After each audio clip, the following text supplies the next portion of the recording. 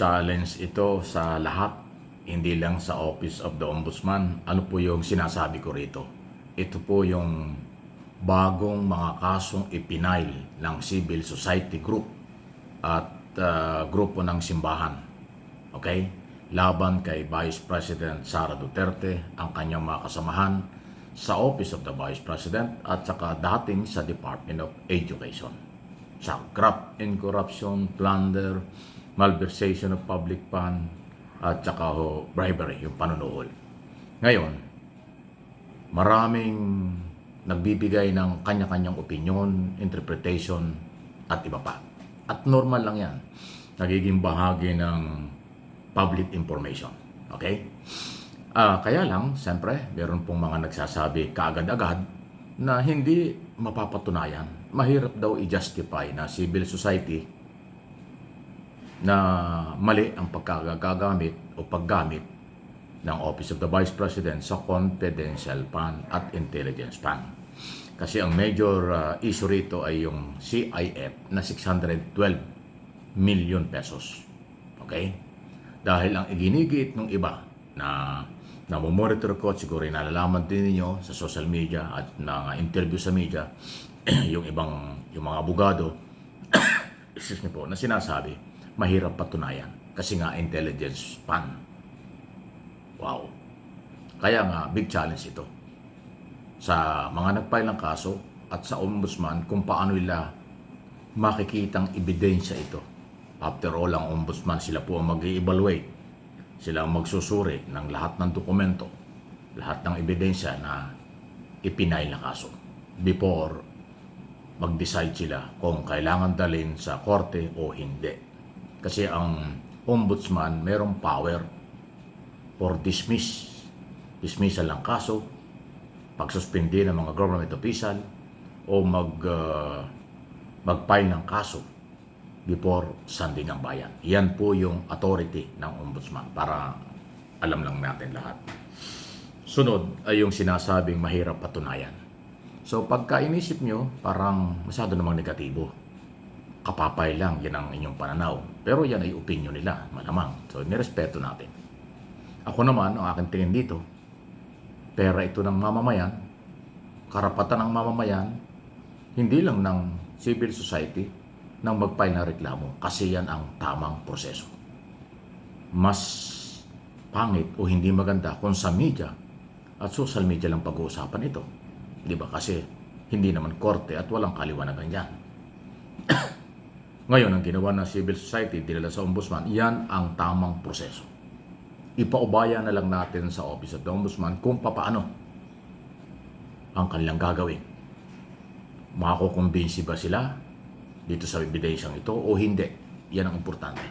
Kasi pag sinabi nating mahina ito, mahirap patunayan ito, para naman tuloy na wala tayong respeto sa proseso. Okay? Sabihin natin malakas ito, yan din ang paniniwala ng iba. Sabihin ng iba mahina, di ba? So, lahat yan speculation. Lahat yan sa pantaha. Huwag kayong magpanik. Yung tamang proseso ang sinunod ng civil society. At ang kinaukulan, ang sila na hong ating hintayin kung ano ang kailang gagawin. Pag nakita ng ombudsman, walang sapat na ebidensya, tulad sinabi ko, pwede niyang i-dismiss. Pag nakita naman nilang may ebidensya, pwede ninyang ituloy. At huwag natin kalimutan, hindi ito isang kaso lang. Plunder, graft and corruption, malversation of public fund, at saka po bribery. So matindi ang apat na yan. Imposible naman na doon sa apat na yon walang malakas na ebidensya. Lahat mahina because of intelligence fund.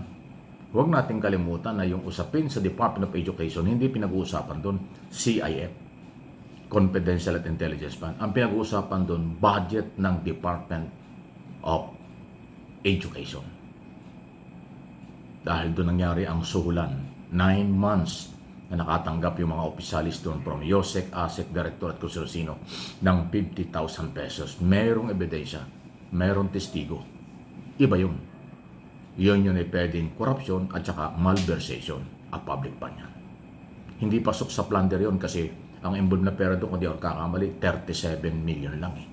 So, corruption, malversation, ang pwede pong pumasok doon, bribery. Pero sa plunder, yan yung confidential fund. So, at least meron kayong idea. 4 na kaso, imposible namang ni isa walang mapapatunayan sa ombudsman. So, kasi pag sinabing, mahina yung kasong yan, walang mangyayari dyan kasi confidential nga yan, mahirap i-justify kung paano ginamit at hindi kailangan justify kung paano at saan ginamit. Ayan.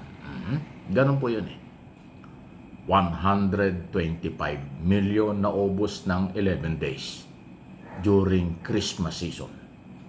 Ito po ay nangyari ng December 20 hanggang kailan ba? December 20 hanggang December 30 noong 2022. Ganong kadaling naubos yun. Ang Christmas season, halos wala ng trabaho. Wala nang pasok ang gobyerno. December 20, 4 days, 5 days before Christmas. Tapos hanggang December 31, bagong taon na. Ganon silang kagatinding gumastos. 11 days, 125 million pesos. Kinumpirm niya ng Land Bank na withdraw sa kanila. Kinumpirm ng mga taga-Department of, taga-Office of the Vice President na na-withdraw nila cash. 3 o 4 na beses lang. 4 na beses yata yan sa isang bangko o land bank dyan sa may Soul Boulevard, Mandaluyong City, malapit sa Office of the Vice President. Yun eh. Kung sasabihin natin na yung pag-withdraw ng account na yan, ng perang yan, mahinang ebidensya o wala lang, aba, mag-isip-isip tayo. Kung nagawa yan ng Vice President, Office of the Vice President, pwede palang gawin yan ng kahit sino kung ibabaliwala at ma-justify ninyo sa inyong paniwalang mahinang kaso ito dahil confidential fund. 125 nga, 11 days eh. Di ipinamigay.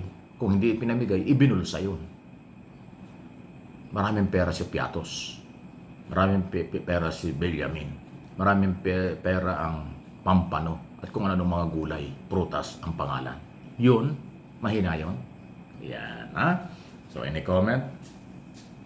After all, lahat naman ito ay ating inaabangan. Lahat tayo entitled sa opinion at magbigay ng mga pananaw sa isyong ito. Pero ang aking channel, ito ang aking mga channel, ay nagbibigay ho ng ganitong klase mga paliwanag.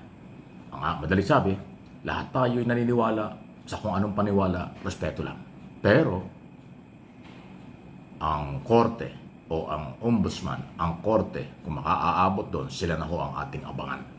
Ang mahalaga yung proseso na susunod. Yan ang importante. Yung proseso ng paghahanap ng katarungan, proseso ng paghahanap at kaliwanagan sa pera ng bayan ay nangyayari at dapat mangyari. Yun ang importante talaga. Please like and share ng video ito.